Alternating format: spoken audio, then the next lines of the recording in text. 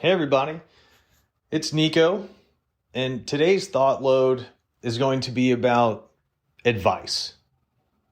Now, I recently sat down and had a conversation with someone from a younger generation, and they asked, it was actually a group of older individuals and them, and they asked, what are some pieces of advice that you would give to my generation or anyone from a younger generation? And so I wanted to share 4 things that I told him that I wanted to share with everyone. But before I tell you these 4 things, I want you to know that there are millions of responses out there to this very question. And I hope that you seek out those different answers to this question so you can understand what the patterns are and how you can fit those patterns into your life. These are not the golden eggs of advice. This is just my perspective based on how I've walked through life. So the first thing, and these are in no particular order, the first piece of advice I would give to the younger generation is understand the value of work-life balance. Working for money is something that most of us will have to do in life. But don't let a simple job become your life, especially if your true passion lies elsewhere. Now, there are certain jobs in certain industries like hedge fund managers or lawyers or something like that, and those professions will work 80, 90, 100 plus hours a week on a regular basis. And that's just how it is. Now, if that doesn't sound like fun to you, I would urge you to pursue a job in a different area, a different career path. Because at the end of the day, we're really just working to get paid. And we're using that money to support ourselves and to build out other areas of our lives that we're truly interested in. And we're really not able to do that, to build out those other areas in life, if we don't have time. If we're working from 7 a.m. to 9 p.m., and then you have to just go to sleep after you're done working, well, that doesn't really leave a lot of time for learning new things or starting projects or what have you. So understand that value of work-life balance and try and set it up in a way that works best for you and your life.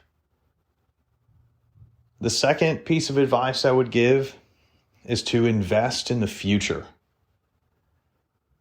Now, I'd really recommend to only invest in things that you've done the research on. But I also want you to be comfortable taking risks when opportunities present themselves. Investing in the future doesn't necessarily mean putting all of your money in retirement accounts.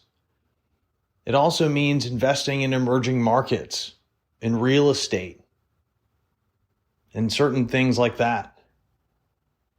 Maybe things that you're interested in or you want to try out.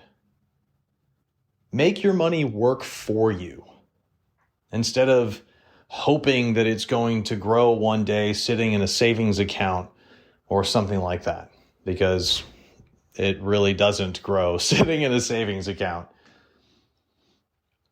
And really, if you do take those risks, do it in a way that's smart. Only invest 2% or 5% of your overall portfolio into something that you deem is risky. Because that way you'll get exposure. And if that risk pays off, you'll make way more money than you put in, and it'll be worthwhile.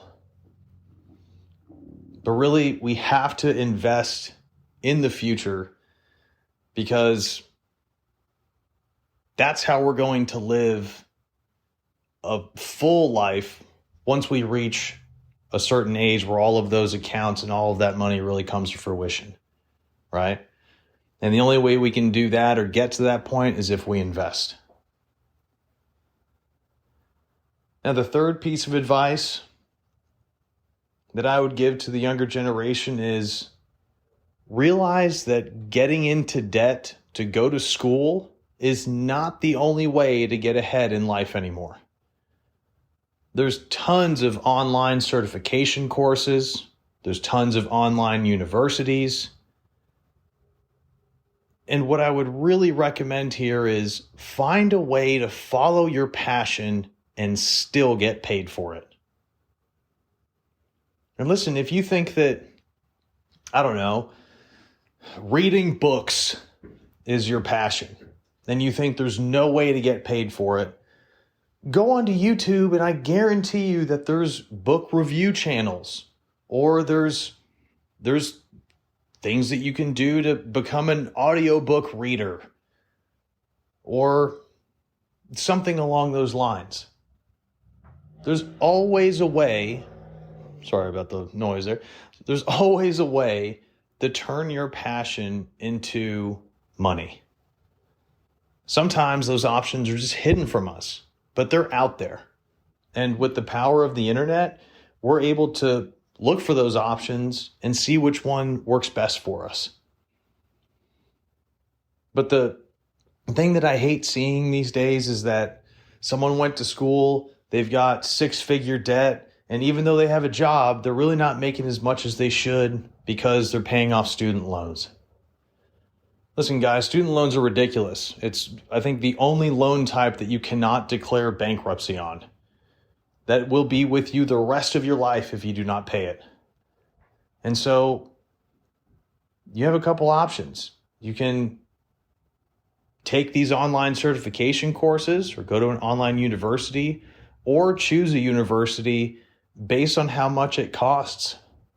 Because most college graduates will tell you this: 90 to 95% of colleges are exactly the same. It's only those top 5% of universities that really make a little bit of a difference when it comes to the jobs that you're going to get and the network that you'll have coming out of college. But that's really the biggest difference. If you go to Harvard, you're going to get connected with a lot of Harvard people, and those people probably have other connections that will help you out in life. You may not get that type of networking exposure going to an online university, but the education is similar. Of course, that's not all encompassing. There's probably like super specific science classes that Harvard and MIT offer that are not available elsewhere. Sure. But if you're studying something like business or law, things like that, things that are somewhat standard and have standardized tests that you have to take to get a certification in, probably the education is going to be similar. So again, don't get into debt just to go to school, because that's not the only way to get ahead in life anymore. And the last piece of advice that I'd give to the next generation is to make health a priority. Live life with the understanding that we could die at any moment, but also understand that we will probably live till we're 80 or 100 years old if we treat our bodies with respect. And so this is a unique dynamic, because that means that we should enjoy the moment. We should go travel. We should see friends. We should do unexpected things.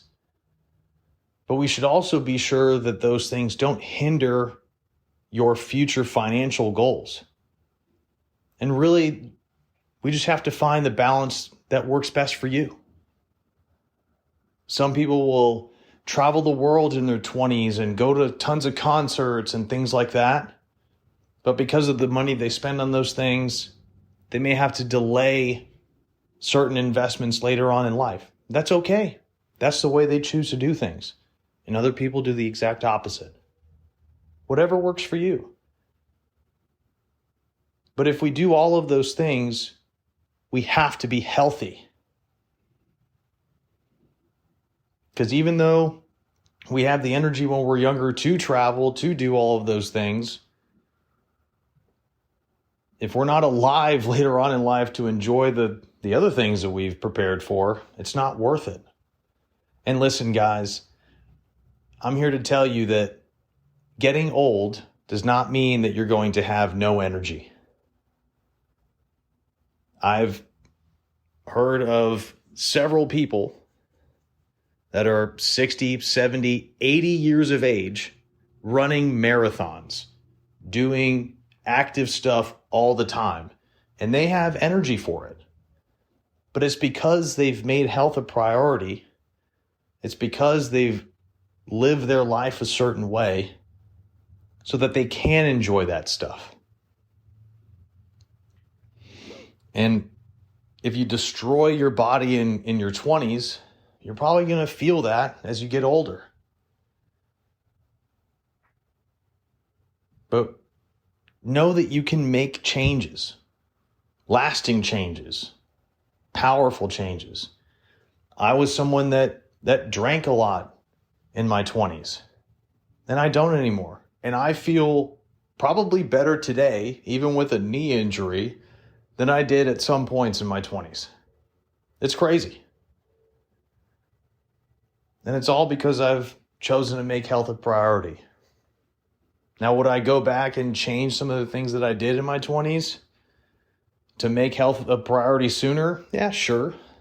But I also don't regret anything that I did. I appreciate those experiences that life gave me, and all of them either showed me something or taught me something about myself or about the world that I needed to know.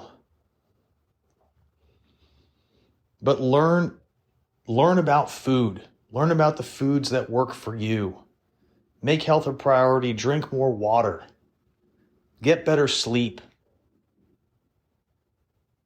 And with all of that, hopefully you'll continue to have energy as you get older, and you'll be able to live life more fully. So, to conclude here, again, these are just pieces of advice that I'd give to the next generation based on my experiences.